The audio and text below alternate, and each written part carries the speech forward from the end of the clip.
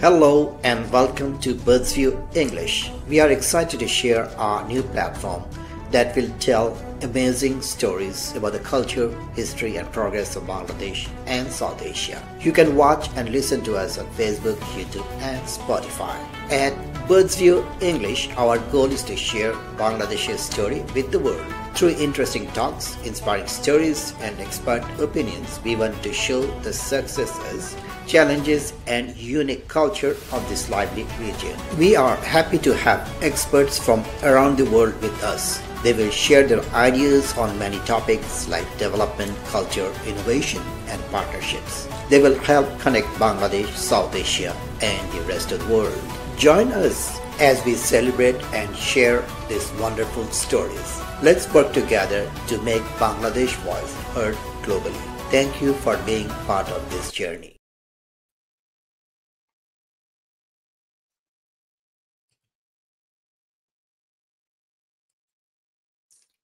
Assalamu alaikum and good day from Dallas, Texas. This is Qazi Hassan presenting Birdsview English, our episode number 4. Currently, we are live in Facebook and YouTube, and later on, this program will be available in other platforms as well. So we welcome you to the show and hope you will be engaging with our subject today.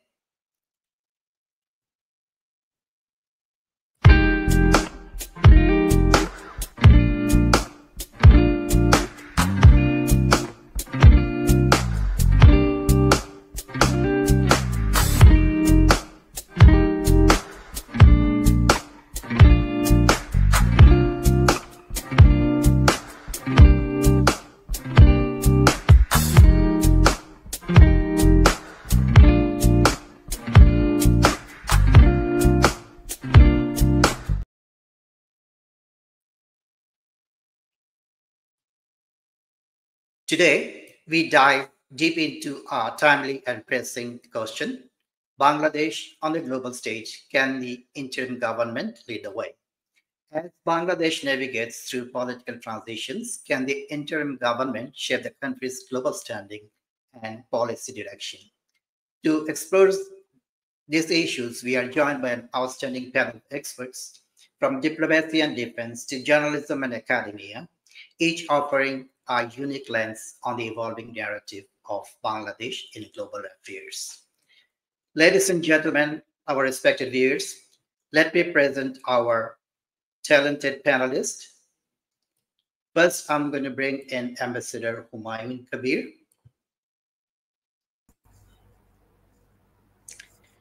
He is ex-ambassador of Bangladesh to the United States, a longtime veteran in Bangladesh foreign policy making, and also a veteran diplomat.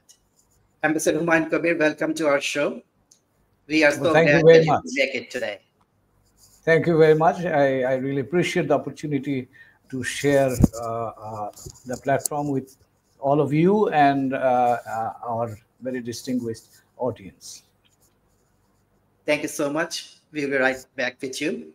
We are so much excited to get you in this show, and we are eagerly waiting to hear a lot of things which are normally not talked about in Bangladesh, the diplomacy and the foreign policy and the connection of internal policy and external policies of a country like Bangladesh. Now I'm bringing in Shaikat Rushdee. He's a veteran journalist, political and social analyst, and good friend of Birdsview. Shaikat Rushdee, welcome back to Birdsview English. How are you today? I'm fine, thank you. And thank you for inviting me to this distinguished panelist. And I would like to thank everyone who would be actually watching this talk show. Thank you so much. We'll be right back with you. Now I'm bringing in Dr. Habib Rahman, ex-military officer, defense analyst, and business entrepreneur based in Dallas, Texas. Welcome back, Dr. Habib Rahman. We are so honored to have you back in our show. How are you?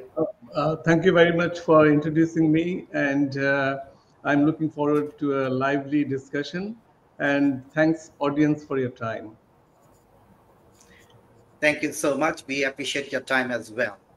Now I'm bringing in Dr. Lailufar Yasmin, a professor of International Relations Department, University of Dhaka. She is also a Fulbright scholar. Dr. Lailufar Yasmin, we are getting you for the first time in Birdsview English. We are so proud and honored. How are you?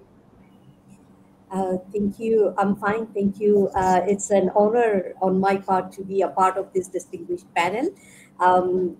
Good evening from Dhaka, and let's roll. So we have people all around. Ambassador Humayun Kabir is joining from Chattogram, Lailufar Yasmin from Dhaka, Shaikat Rushdee from Canada, and Dr. Habib Rahman from Texas, and I'm also joining from Texas, Fort Worth, Texas. So we are all over Bangladeshi people all around. They care and think, analyze issues in Bangladesh. So we would like to have a lively discussion today. So let's dive into the subject matter. But before we get deep into subject matter, we would like to understand the dynamics, how things happen in Bangladesh foreign policy actions. First question to Ambassador Humayun Kabir. It's in the news. The US put tariff for Bangladesh, supposed to be 39%, it ended up in 35%.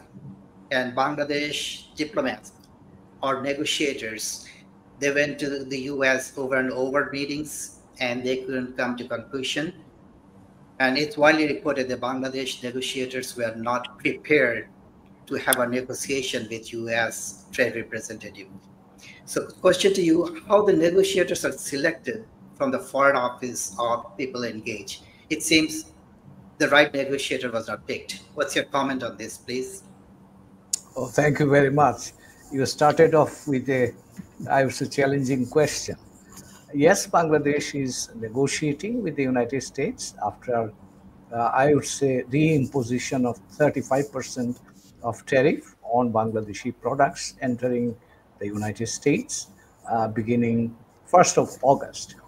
So we have had 2 rounds of discussion. Our commerce advisor led the Bangladesh delegation. So far we have, as we have learned, that we have signed a non-disclosure agreement, and the United States has given a proposal to us, which Bangladesh is now reviewing.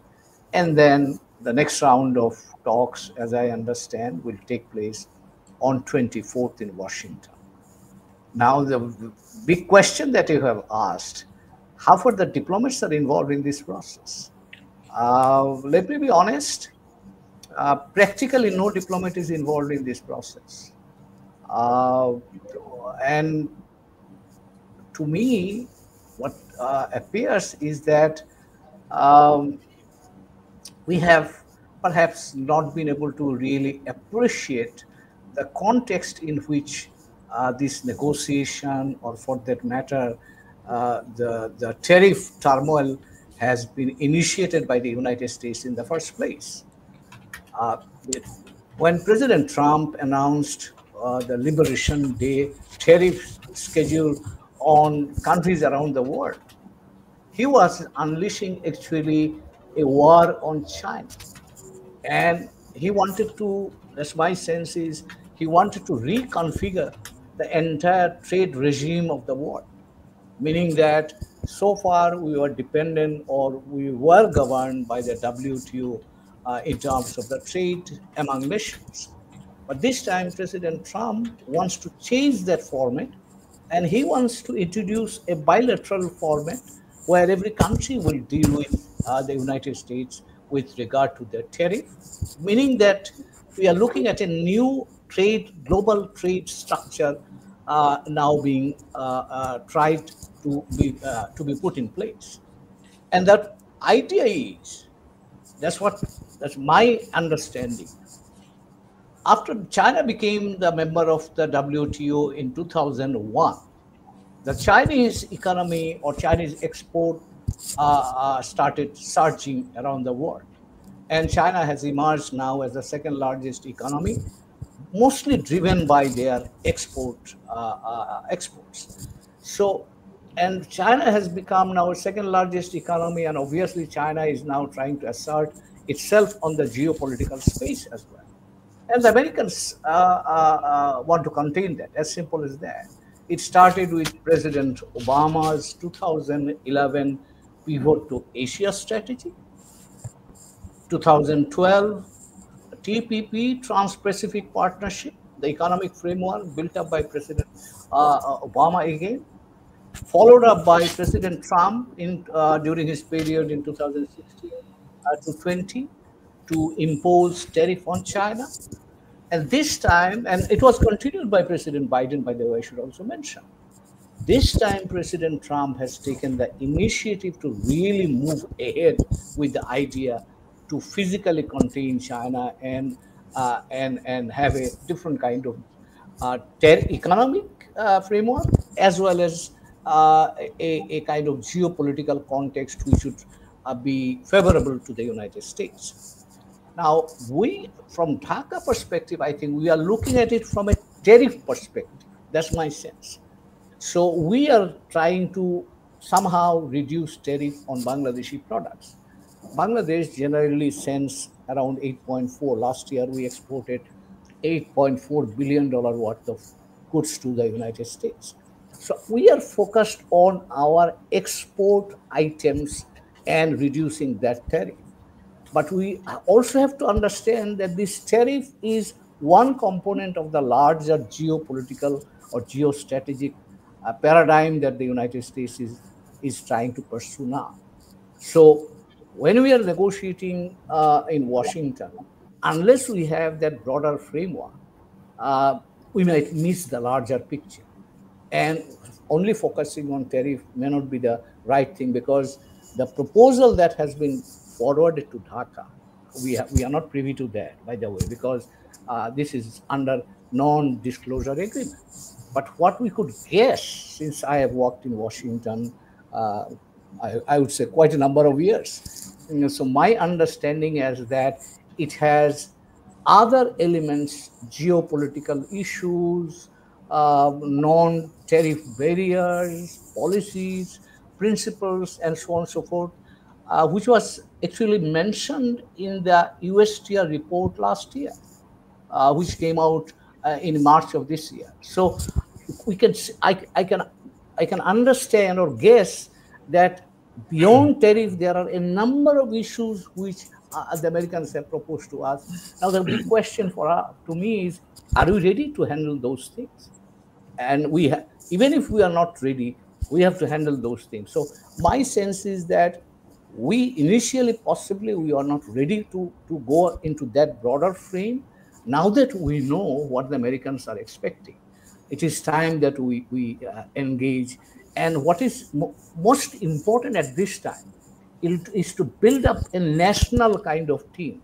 Because if we recall, when the President Trump announced the tariff, idea or policy, he did it under the national emergency provision. It means that the Americans are looking at it from a national emergency point of view. Now, the question that I have, are we looking at it from that perspective? I wish we did.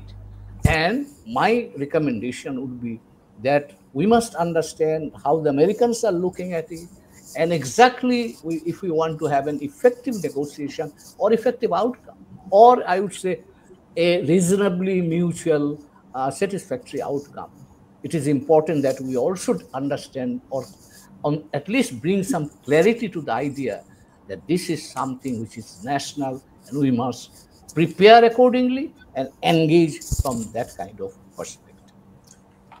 Thank you, Ambassador Humayun Kabir. Thoughtful ideas and your recommendation. We will be back with you one more time. Let me go to Shaikat Rushdee. In recent history of Bangladesh foreign policy and diplomats, we see lots of issues unresolved, like Rohingya issues, the current challenge with India-Bangladesh relationship, and we can name a lot of more issues like water sharing and so forth. Do you see there is a failure of expert diplomats or negotiators handling the Bangladeshi interest in international arena? Thank you. That is a very great question. In fact, if we say failure, that will be very drastic. I would say rather not up to the mark. The reason behind this is this nature of the government. This is the supra-constitutional government. There is no parliament. It is not elected. So on the policy matters, this government has some kind of disadvantage. And in that context, diplomats are not driven by the political leadership. They are being driven by their own diplomatic maneuvering capability. But unless there is a straight line or kind of brief about these policies and nature of the government to handle with the foreign uh, countries, there will be not much progress we can see. And that happened here. And because of the nature of this government, I can just give you a small example. Everyone know that during the 2001, when the 9/11 occurred, the one of the top brass army general came as a representative from Mr. President Bush to impose the Bush doctrine to Bangladesh that you must be with us, otherwise you are my enemy. But the then chief advisor, Justice Muhammad Habib Rahman, actually handled that very nicely or very diplomatically. In the context, he said, "We are not elected government. Let us wait and see until a elected representative takes over the governance." And he delayed the matter. And thereafter, we escaped. Bangladesh could have avoided joining in the war against Afghanistan or the war on terror. So that was a great handling, I would say. But this time, we could have buy some time in different aspects, like as Ambassador Humayun Kabir has already pointed out, that it is not only a tariff talk or trade talk, it's more than that. And the national security purposes of the US interest are being envisaged in this maneuvering. So in that context, it could be a shorter framework, could have been given a shorter framework only within the tariff structure and a temporary agreement with the US. Bangladesh could have proceeded with that way, but they haven't.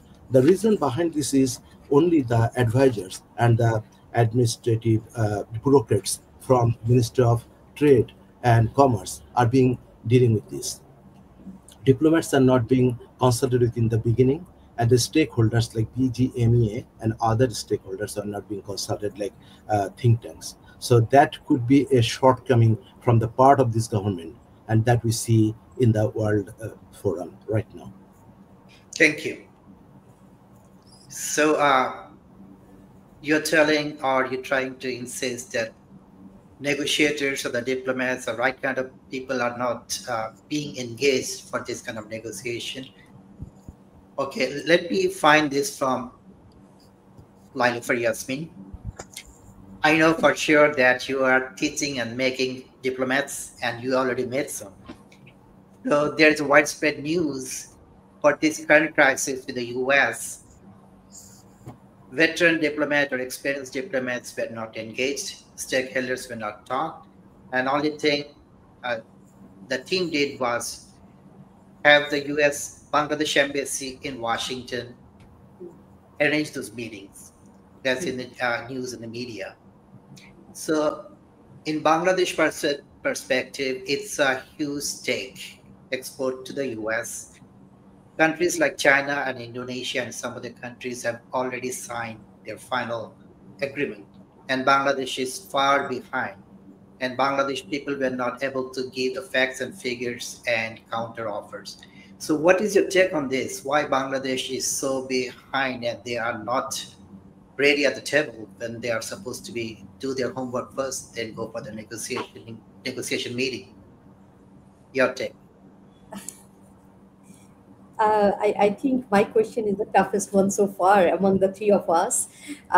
So I'll start by saying that I do essentially agree with Mr. Humayun Kabir sir and Mr. Shaikat Rushdee on several points. And also we have to understand that diplomats, they know the art of negotiation. Sir will agree with me. They will be given a political guidance, they will be given a sort of strategic guideline, and it will be the task of the diplomats to sort of get this get this materialized from the other party. We know very well, don't shoot, diplomats are the messengers, don't shoot the diplomat, the very famous statement that goes. So when we talk about, diplomats failing to achieve something, I think we need to understand that what were the tasks that were given to them, and how the preparation was for sort of a government. And then again, you were talking about Bangladesh, America's economic relationship. I fully agree with previous two speakers that Bangladesh had a lack of understanding the geopolitical scenario after this COVID situation, COVID-19 pandemic. We know that there's a new sort of phrase and understanding emerged, which is called economic security. That economic issues do not only stay in the economic realm, but there is a strategic connection along with economic relationship among different countries. There's a geopolitical stake in relation to who we are going to connect with. So I think we lagged behind in this understanding. Some of the countries, they have already departments which is called economic security. For example, Japan already has it, Australia already has it, and some other countries are also have their subdivisions talking about economic security. This is a mixture of economic aspirations, objectives, along with strategic vulnerabilities. So we fail to understand how the world is like moving forward. We are already we are going along with everyday traditional sort of a way of dealing with things. This is another thing. And another thing is that Indian government already has a number of challenges. We all know that political challenges, challenges in the areas of foreign policy, challenges in the area of stability. I would argue that back in 1971, after the independence of Bangladesh, Bangladesh emerged with two goals, immediate goals. One is of political recognition, and another one was of economic reconstruction, rebuilding of the country. After 54 years, we are back to square one. We are once again looking forward to political recognition of the government, political recognition of what we see as a collective of that is known as Bangladesh, and to economic rebuilding. Amidst this, there was a sea change in the politics of America. They now understand that they have not paid enough attention to their own economic rebuilding. Their economy has not been forward-looking enough. Their market has become saturated with goods from other countries, and they are lacking economic comparative advantage in terms of economy with many other countries. And now they have targeted, for example, targeting Bangladesh. It sounds so funny to me. We sell only one or two types of product to Bangladesh, and it's just like indiscriminately, whoever has a sort of export advantage over me, I am going to sort of attack them without understanding what is the particular reality. So we often say or use a phrase, ground reality. So this so-called economic independence day was declared without checking the ground reality, that they need to have their industries prepared, they need to have their domestic. Why did, in this China is the making of the Americans, because they could not pay enough to their laborers, and they had to offshore their industries to China, to Vietnam, to many other countries in Asia and in Caribbean and some other areas. So they need to take first a good look at what they can produce, what they cannot produce, what Bangladesh can buy from them. We cannot afford to buy, expensive American goods. China has a bigger, internal market, so it can provide us similar type of goods in a cheaper price. So our, of course, choice would be China or other countries. So I think Bangladesh needed to sort of, before going to this, discussion, I think we needed to have a discussion with the relevant stakeholders in the area of economy, finance, industry, and what could we offer in lieu of whatever is being asked from us. We often also forget that Bangladesh has a geopolitical leverage over many in South Asia that we can sort of use as a bargaining chip. So we often have not done this stock taking before going to a discussion. We think that our great power is, telling us something and we have to do it. We still have the mentality, something I've been writing for a long time. We still have the mentality of the 70s, as in Bangladesh is truthless, Bangladesh is powerless. It's not the Bangladesh of the 70s, although literally I say that we are starting from there, but we still have some bargaining point. I'm afraid we have not been able to pay attention to that. Thank you, Dr. Lailufar. It's important when you negotiate what kind of leverage you have to use. And hopefully Bangladesh will be able to use its leverage, the leverage you talked about. Bangladesh is not a country from 70s. This is 2025. Thank you so much for your brilliant ideas. Now, I would like to go to Dr. Habib Rahman. We were talking about leverages. We know economically Bangladesh is so weak compared to other countries, but again, it has a population of, I think, 7th largest in the world.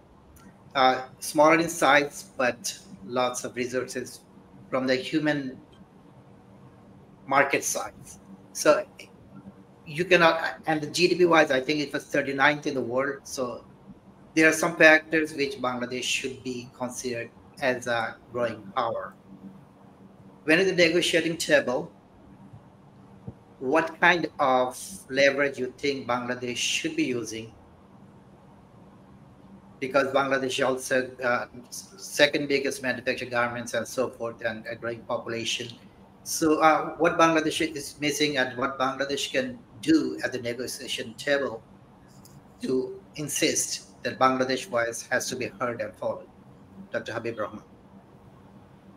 Okay, thank you very much. So, sorry, I had some power issues. So, okay, now Bangladesh, yes, as Professor Lailufar has mentioned, that we have Bangladesh is not that of 1971. This is 2025, and there are leverages that go in advantage to Bangladesh, actually, which Bangladesh can exercise in negotiating. But for that, what is required is we need to have our negotiators properly prepared, and they should have depth of all these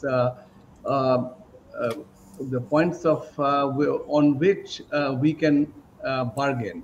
So during the last negotiation, I mean the immediate past negotiation, so there are questions, and I think it's valid that we have reasons to believe that the team was not adequately prepared. And okay, now so far the points of leverage. Okay, now we have a very unique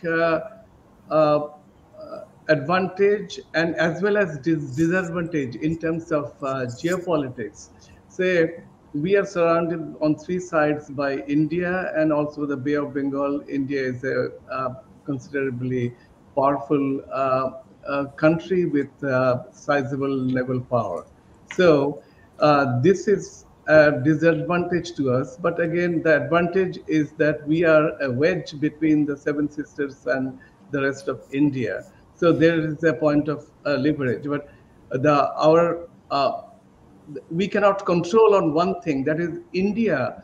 If you consider, if you take the history from maybe 71, or if you go beyond that to 47, what is that? What we find that, at least I personally, we have here veteran diplomat and what is that? Academic expert here in the foreign policy, but to my mind, the India is possibly stuck in the Akhand Bharat philosophy. That is, and that's why they are possibly ignoring many of the advantages in having a good relations with Bangladesh. Now, Bangladesh, India is a big power, and Bangladesh has to tailor its policies, especially foreign policies, in line, to preserve our sovereignty, and we cannot compromise on respect on Bangladesh sovereignty by any other country, especially India.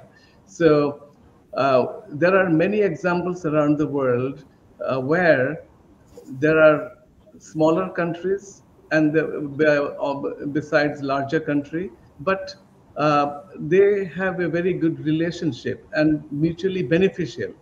Now here also, we may need, what is that, apparently what we see that we need to have a good relationships with India, but we also, the paramount importance is that our sovereignty has to be respected as an equal partner.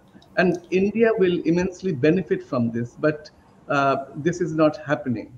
And again, I have a question, basically, that about the Bangladesh foreign policy. If you see our constitution, paragraph 25, the article 25, actually, it states our foreign policy, it gives a guideline.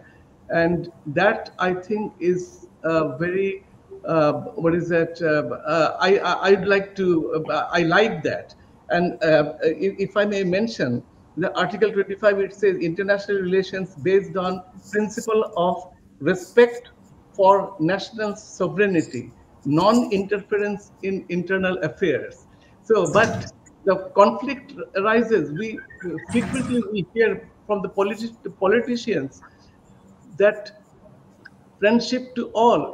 Our principle, our bedrock is our foreign policy is rooted on friendship with all and malice to none. Now, this and what Article 25 says, they don't go hand in hand. And it's the utopian thought that out of 195 countries, we'll have friendship with everybody and malice to none. It cannot happen. Though if our goal, if it is there, it cannot happen. So I will leave it on to our veteran, respected diplomat and Professor Lailufar to maybe, if they have time, to say something. Thank you, Dr. Habib Rahman.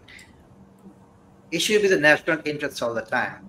So when the national interest is served, it could be friendly to any country or any given place. That's what we are seeing with the United States. The United States is pursuing their own interest, and Bangladesh should not bother what they're thinking. Bangladesh should say what's the leverage they have and how Bangladesh can get their national interest served. Ambassador Humayun Kabir, we are back to you. I wish that we have a lot of time and ask you hundreds of questions because we have so many questions for you. But again, we have to limit our focus to the subject matter. The matter is, it was in the news, in the media, when Bangladesh was in the negotiation table with Washington. They were claiming that Bangladesh still in the LDC. So the world is not a place of charity. Whatever the charity they do, they do it in their name and just to get some popular opinion. So it's a continuation of the previous questions. When Bangladeshi diplomats sit on the negotiating table, what leverage they normally use to the other countries? It could be India, it could be the US, it could be China, because Bangladesh is in the middle of so many politics now. India is interested, China is interested, and US want to uphold their interest. So what would you say? What's Bangladesh leverage, and how Bangladesh governments, normally they are divided in many, many parts, uphold national interest of Bangladeshi people? Ambassador Humayun Kabir. Lots of questions to gather. Oh, thank you very much. I think good set of questions. I should start by saying that when we talk about negotiation, the basic point that I have learned, and I still teach on this, is to understand the context. So every negotiation is unique in the sense that every negotiation has to address a unique dispute or conflict. And every conflict is unique, so is every conflict resolution, meaning that every negotiation has to be unique. So understanding this is very important. The second point is, I mean, we negotiate with different countries on different issues. So based on different issues, we have to develop different strategies as well.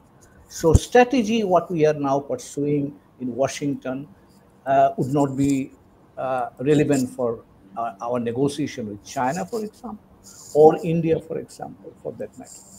So every negotiation will, depending on the context, depending on the priorities of the parties, what the US wants, what Bangladesh wants, we'll have to develop our own strategy based on our national interest. And that national interest, again, we have to understand or define our national interest based on the stakeholders who are involved in this process. For example, just to give you an idea. Now, what is our priority in the US at this time? Number one priority is our garments. Out of $8.4 billion worth of goods that we send, my sense is $8 billion is ready-made garments. So my priority would be how to protect this market for our garment sector. And here I must know and understand the priorities of the garment owners in Dhaka who produce the garments. So we have to talk to them, understand what kind of flexibility they allow us or what they give us as their ideas, which we can leverage in Washington.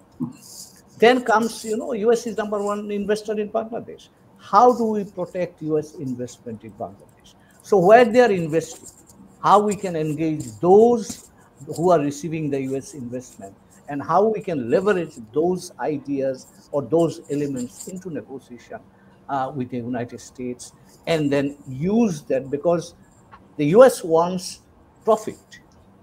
We also want profit from two different perspectives. US wants profit through investment. We want profit through exports. So there is some areas where we can exchange, or we call it in negotiation language, trade-off. So this is the point we have to understand. The third one is we have to have one voice, integrated voice as a nation, as President Trump has been doing, or from a technical point of view, the USTR in the United States is now engaging with different countries on this issue. Now, in a Bangladeshi context, now the question is, number one is context understanding. We have a problem. Dr. Lailufar Yasmin has mentioned. I mean, this is the time when a couple of things are changing now. We have to understand that. We have seen when we became independent in 1971, we grew up through the, I would say, Cold War conflict. Bangladesh was the, you can say I would say the crux of the global competition. We have seen on the one side, India, Russia, on the other side, China, US. So we grew out of that. Now also we are seeing a similar conflict or a Cold War type of scenario evolving between US and China. So we have to understand that. And also we must not forget that India-China is also another frame. There's a sub-frame that is also developing with a huge impact on Bangladesh. So we have to understand what is happening. And the second point is how the US is negotiating with US is negotiating with Vietnam, because they are our competitor from export point of view. What they are negotiating with India, what they are negotiating with Indonesia, because these are our competitors. So we have to understand what kind of negotiation, what kind of output or outcome they have achieved from their negotiation in the US. We can use those as a kind of leverage. So in terms of what the question that you have mentioned, you have raised, what kind of leverages we have? Leverages are never static. They are dynamic. They, like the evolution of the conflict, I mean, solution also evolves.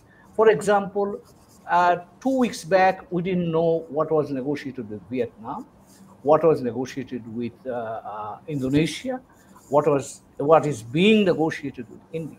Now we know that, and that gives us a leverage, because at least we can go and tell them, look, we are like other exporters to your market.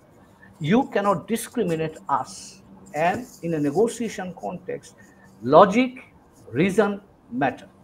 So if we can logically argue our case that we should not be unjustly discriminated against our competitor, that could a leverage that we could use. And we can, another Professor Lailufar, Yasmin has mentioned that we can give them more opportunity for their export, increasing their export, which government is already discussing. I think there are opportunities where we can do that. And I myself, I can tell you, while I was in Washington in 2008, we bought 17 planes from the US, which is now the current fleet of Bangladesh Airlines. And I can tell you at that point, the Boeing became our #1 megaphone in Washington or wherever I used to go. They used to go with me and say, Bangladesh is a good place for doing business. We have sold $2 billion worth of planes to Bangladesh. Bangladesh is a good place to do business. I mean, so we have our leverages, and leverages can evolve. Now, all these things would come into play if we understand what negotiation is all about. It's all about looking at myself. It is also looking at what the other side is trying to achieve. And we have to find a common ground. And common ground, as I've said, it always evolves. And negotiation is an extremely creative venture. And Bangladesh is a creative country, by the way. As a freedom fighter of 1971, I can tell you, we would not have been here if we were not creative. We are here because of our incessant creativity. So I think this is a crunch time. We must show our creativity. I only hope that we can do that. And I'm sure that with the creativity that we have, Bangladesh can overcome and negotiate a reasonably good deal with mutual satisfaction with the United States. Thank you so much. We also hope so, that Bangladesh understand the reasoning and the logic when they are on the negotiating table. And it has to be, it's called give and take. If I'm giving this, you take this. It has to be some sort of equal return. Thank you so much, Ambassador. We'll be right back with you one more time. Shaikat Rushdee, I got a question for you. The question says, one of our viewers saying, I think any international civil authority organization should be welcome in Bangladesh, but a quarter always protests international presence. Why does it happen? So let me put some relevance to it. Current government has brought in lots of, I would say, they are consultants. They are Bangladeshi origin, but they are working in different countries. So there was a backlash. It may include your good friend Ali Riyadh, and there are a few more advisors. They were residing in different countries.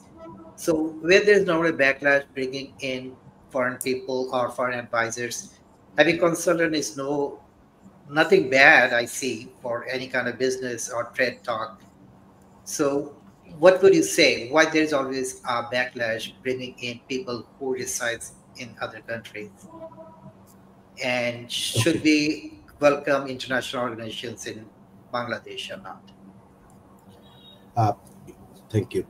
In fact, first, the second part of the question, or the international organizations, regarding that, I would say it should not be blanket. Everyone who wants to work in Bangladesh and come, it should not be. And no country allows it that way. Every country has their own policies and their scrutiny. So in that regard, Bangladesh should be open in general point of view, but scrutinize in some aspects of the international organizations. Definitely should be. I believe that Ambassador Kabir will also agree, and the academicians also will agree. But other part, the second part or first part of your question, that the expatriate Bangladeshis, those are not foreigners. Those are born in Bangladesh. They have the birthright to provide their inputs in rebuilding Bangladesh. And they have expertise from the international context, international experience, and that could bring help Bangladesh is formulating its policies and moving forward one step forward more than what we have seen so far. And that is an asset, that is not a burden, that we should not suspect Rather, we also scrutinize their activities, but we should bring them in, and that will be very much helpful. I can remember there was a program by the UNDP in the 1980s. As a journalist, I covered that. It was known as TOKTEN, Top 10. That means the foreign expertise should be brought into the country of any country, and that their expertise could be transferred to the local expert growing academic and other areas. So that was the kind of sort of imposition, but not or a kind of teaching, giving lessons. But now we are seeing the Bangladeshi-born expatriate experts are contributing directly in our governance and policy formulation as well as in the reforms. And I must welcome that. Otherwise, you will remain within the well and you will think, most of the people will think our well is the ocean. But there's a big ocean outside and we must learn from there too. And our people, when go outside for learning, for academic purpose or employment, they also learn. But in most cases, what we see, apart from academicians, most of the bureaucrats, those who learn out from their own area, they don't, apart from diplomats, I would say, they don't bring their expertise in policy formulation. There are only a few exceptions so far we have seen, and those illustrious names we know very much. But I'm not going to pronounce those names. But importantly, we must learn from outside also. We must keep our own principles, but we must learn. And there must be criticism. There must be criticism to scrutinize people and to make sure that our policies, our working, our culture should be remain in the baseline. We should not move away completely from our cultural point of view, which include our religious point of view. So those are the concerns, but most of the concerns are politically motivated, and some are from motivated by ignorance. That I can say. Thank you so much. Now I'm going to Dr. Lailufar Yasmin. We are running pretty fast to the finish line. So I have a question for you, which demands a discussion on its own. So the subject is, if you could tell us in short, Bangladesh is now middle of big powers. Back in 70s, it was not the issue that India has interest. We have a Rohingya issue that China has interest, and the US want to neutralize China and so forth. So country like Bangladesh and the situation we are having in our government and the internal politics, it's divided and they're fighting a lot. So in that case, and for the future governments to come, which we're trying to analyze today, what kind of message or what kind of model we can create through this interim government for the future political governments? So if you have some inputs here, I know it's a complicated question, that will be great to learn. Thank you. You yourself recognize that the question is complicated for me.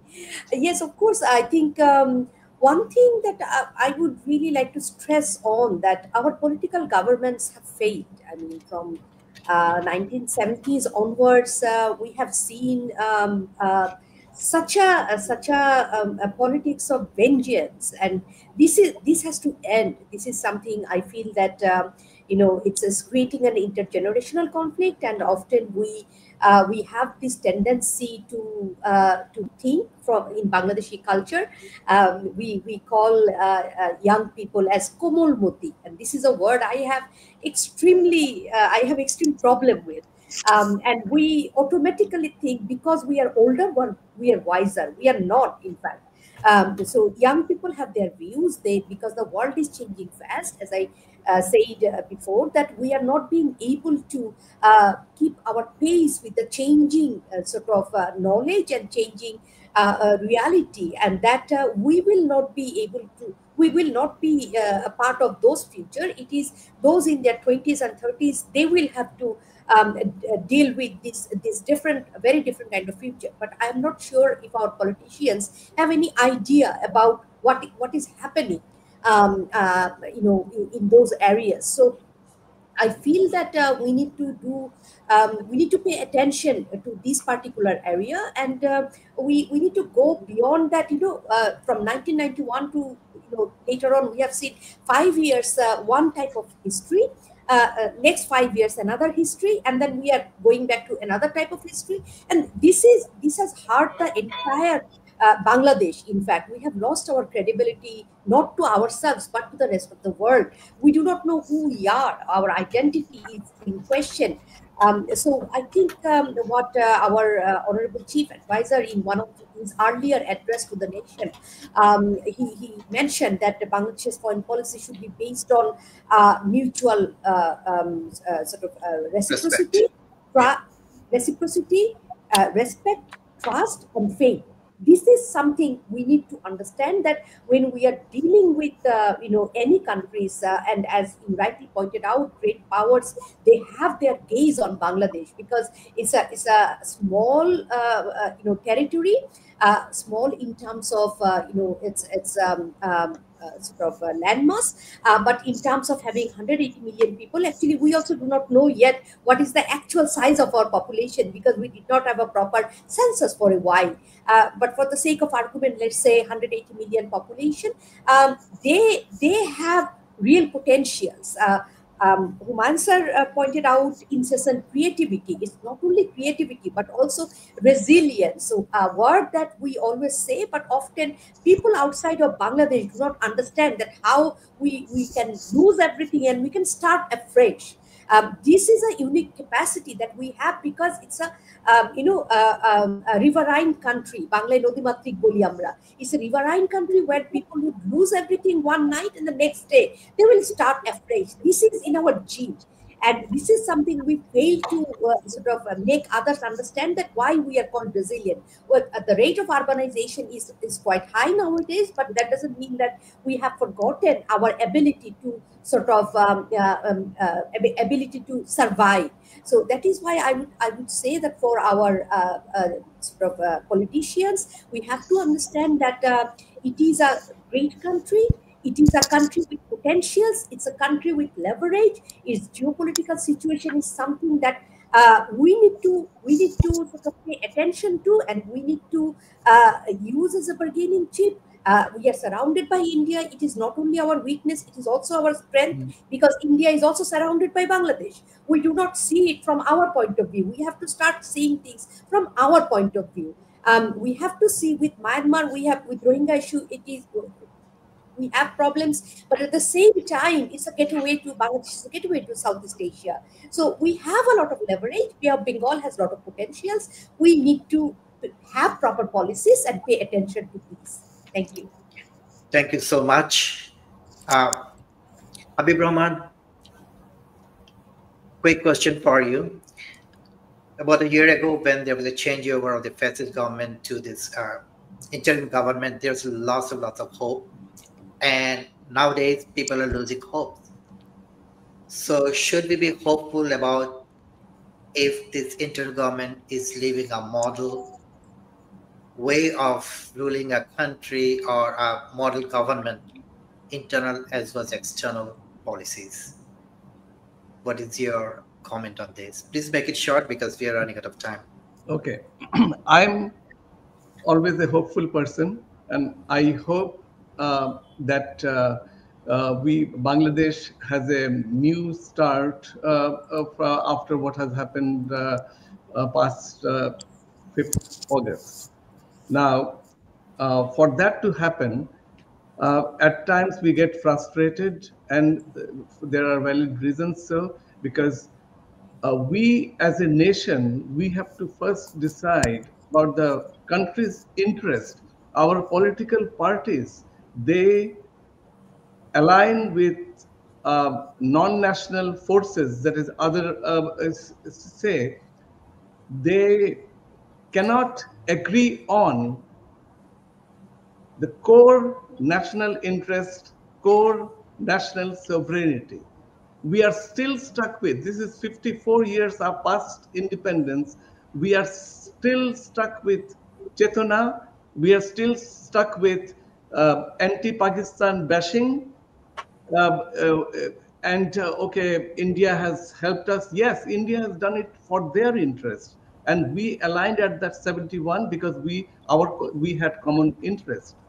We do not see, this is how we are as a nation, we are being divided by our politicians. Different political parties are they. Look at Vietnam. Vietnam has been bombed like hell by United States. But look at the relationship between Vietnam and US.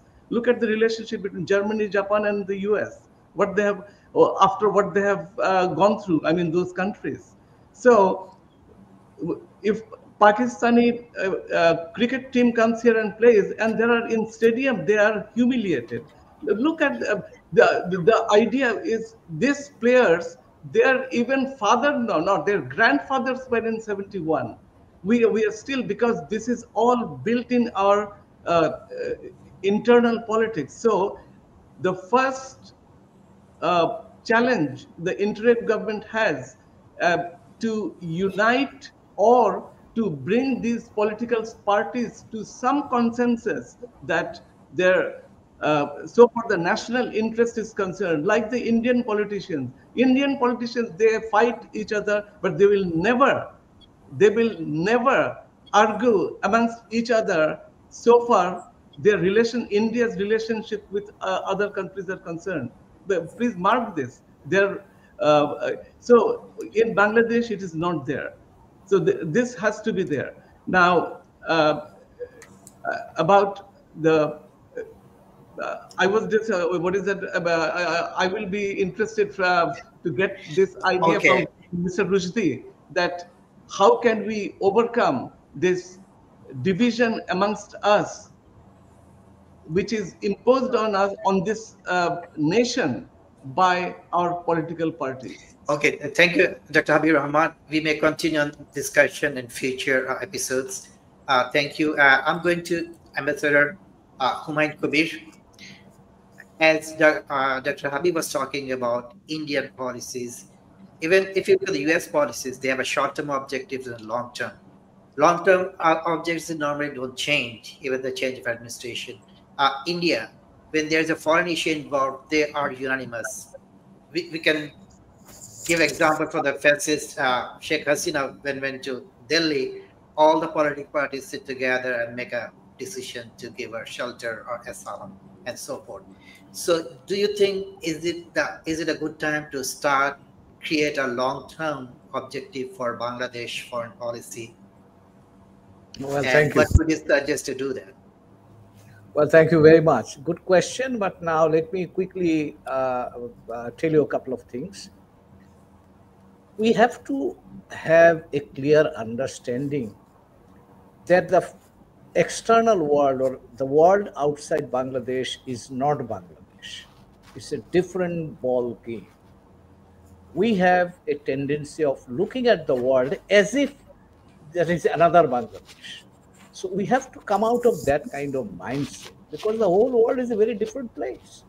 Even our neighbors are very different from us. They have their interests, they have their different culture, they have their different politics, different priorities, different geopolitical interest, and so on and so forth. So the first thing we have to have that kind of understanding that whatever we do inside Bangladesh and whatever is happening in the outside world, whether it's in India or China or US or Nepal, that's a different matter altogether.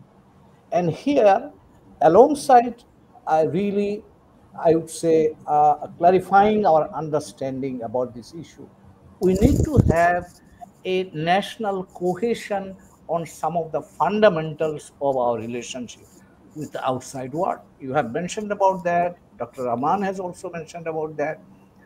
India, we borrow so many things from India. We just reject so many things of India.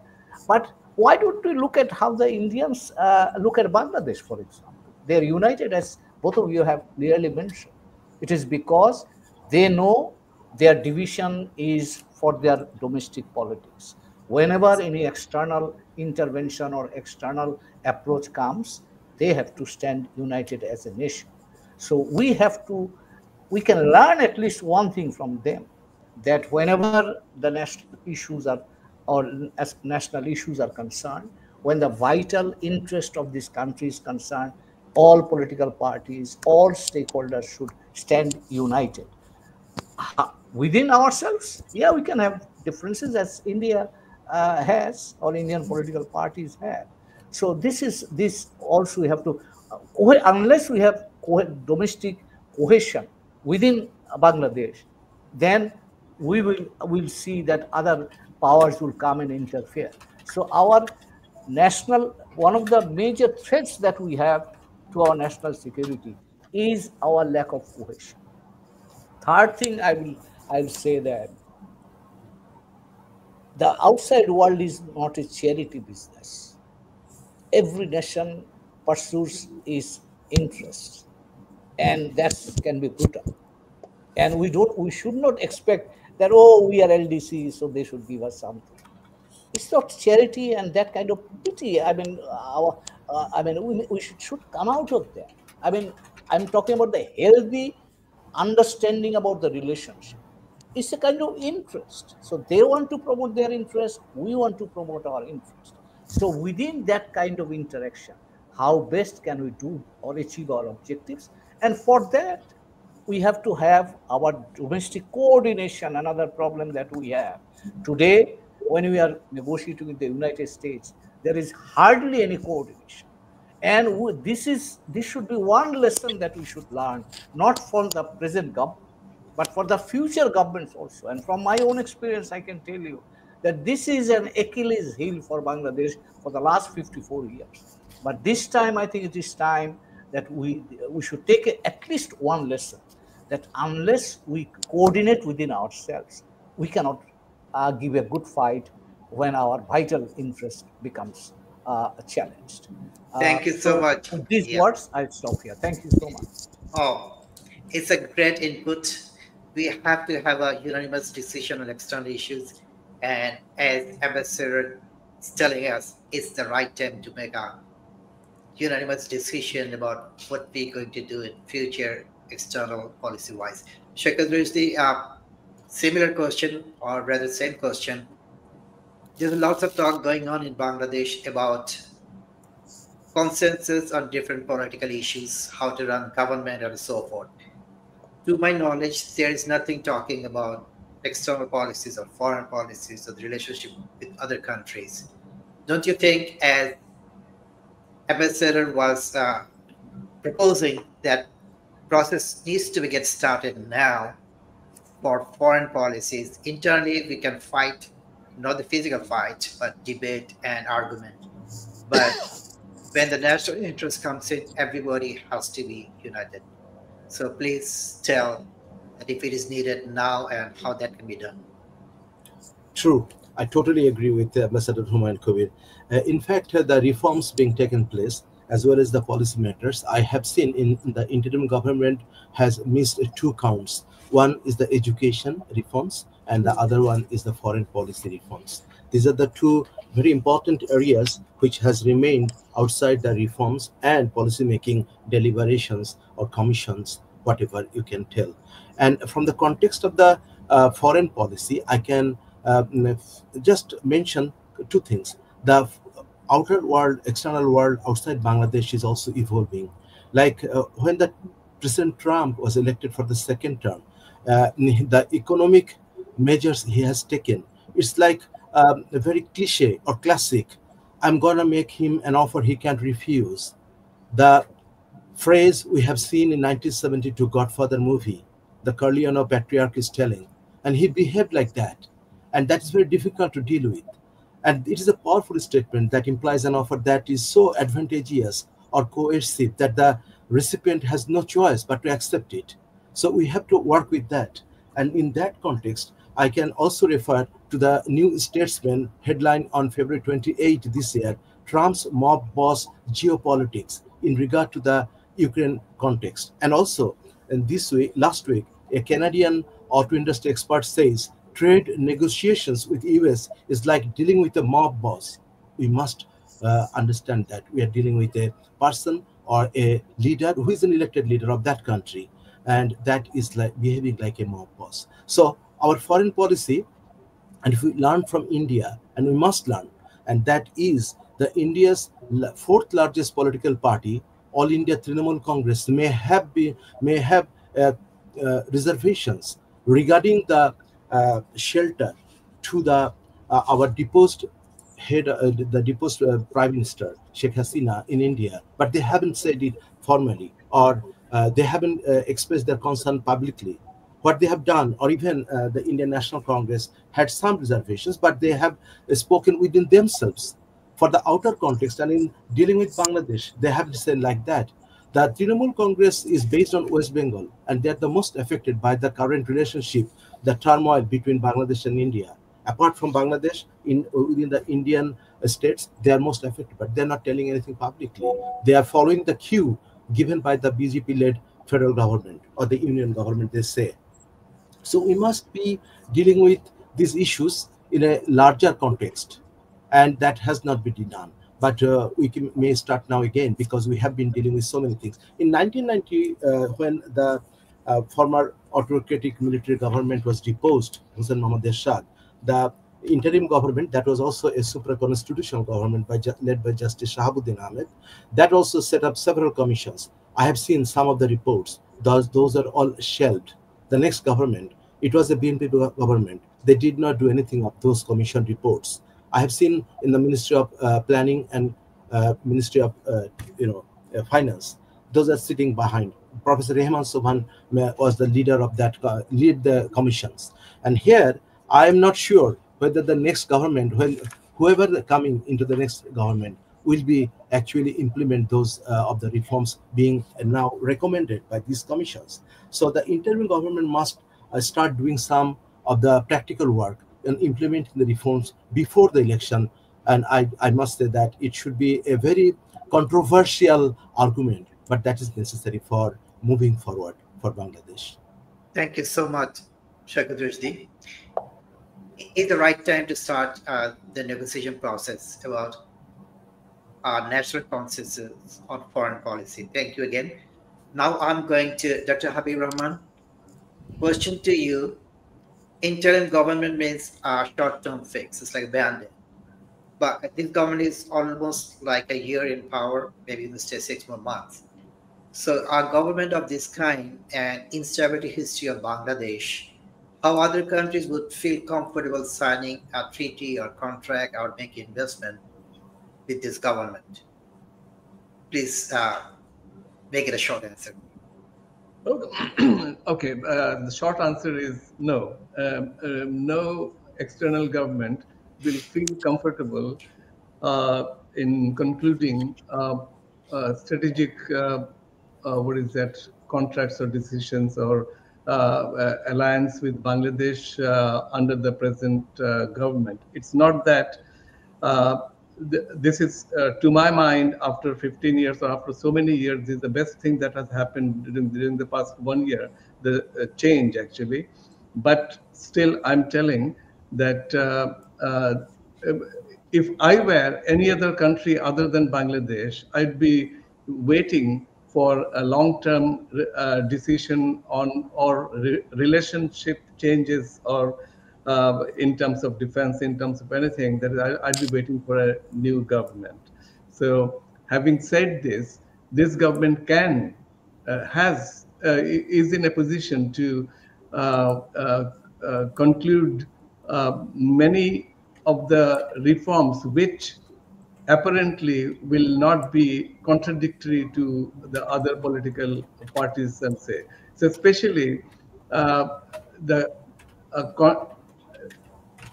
the point is, in terms of defense, this government cannot do anything. We need, if we see the past history and whatever has happened surrounding us, that we need to have a closer relationship with China, and we need to have a thoughtful, and we need to step carefully when we deal with India or go into any deals with them. Now, so far the trade is concerned, like with the United States, this tariff thing, yes, United States will not wait for our government to change and then things like that. So this government, so yes, it is forced to take some measures, negotiate with United States.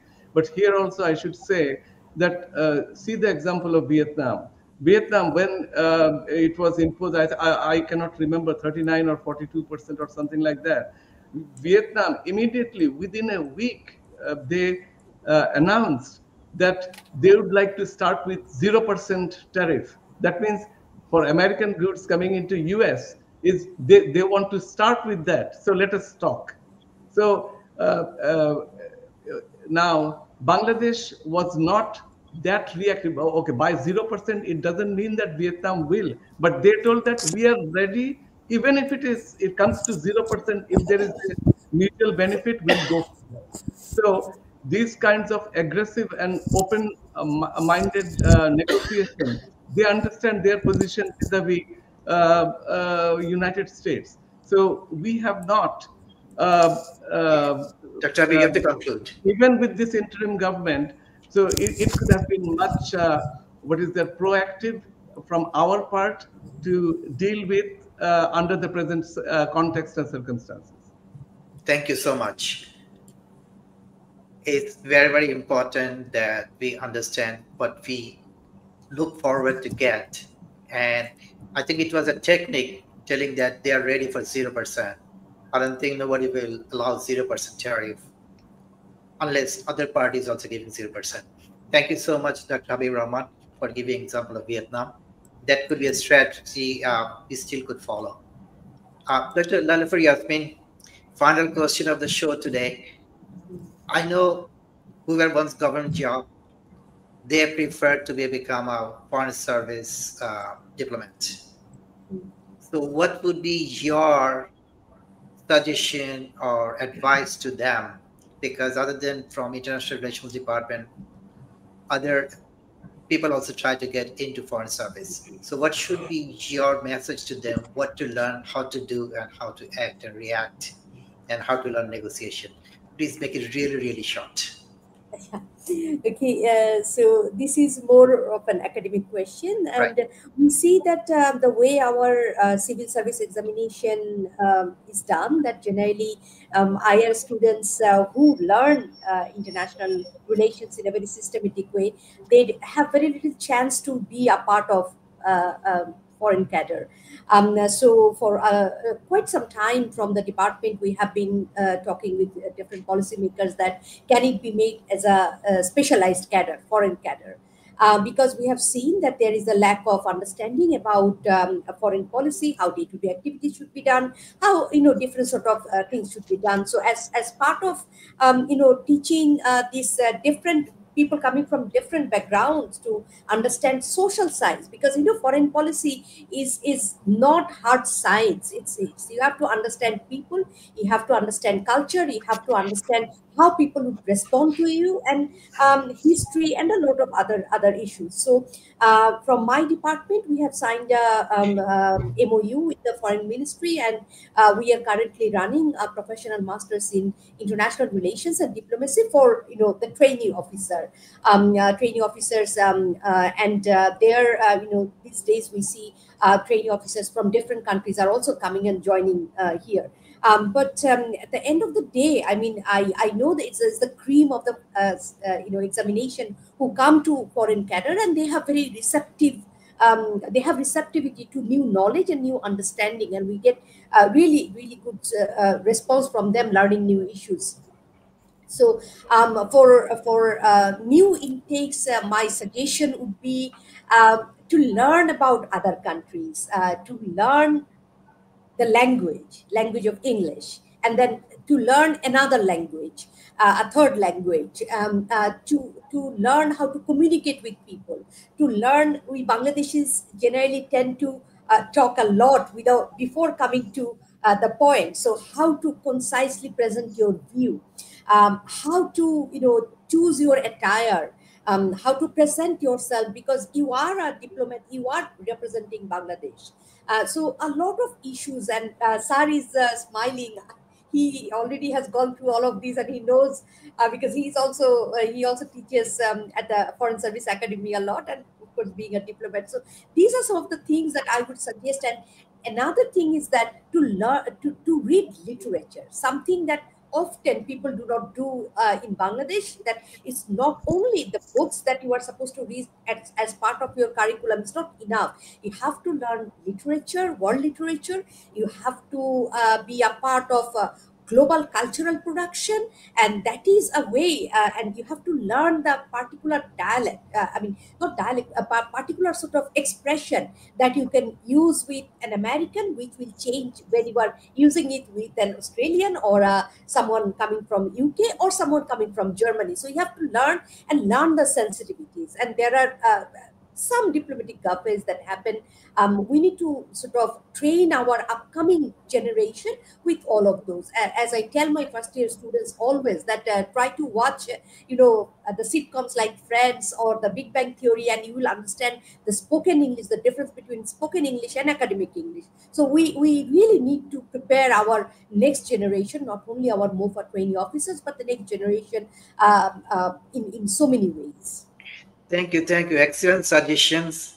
We need to follow that. If somebody is in the US talking to a US negotiator and can talk about US football, it's not the soccer game, it's a football. Soccer, yeah. They will be excited to learn. And if somebody can tell, okay, what team was winning, who was the champion last year, they will be friend instantly. So those are some of the techniques they have to adapt, our diplomats.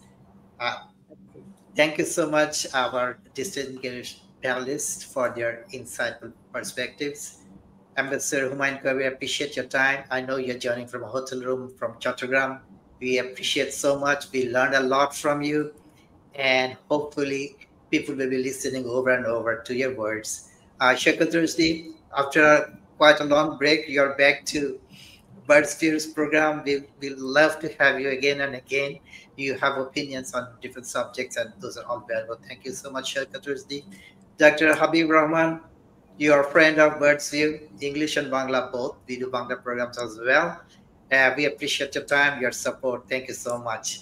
Lailufar Yasmin happened to be a professor and a student of the department where I used to be back in 80s, Department of International Relations. We are proud alumni of the same department. Thank you so much for giving us the time. We have wonderful ideas from you. Thank you again. By this, we will conclude today's shows. We invite you all for our Birds with English next edition. Thank you so much, and stay with Birds with English. Thank you.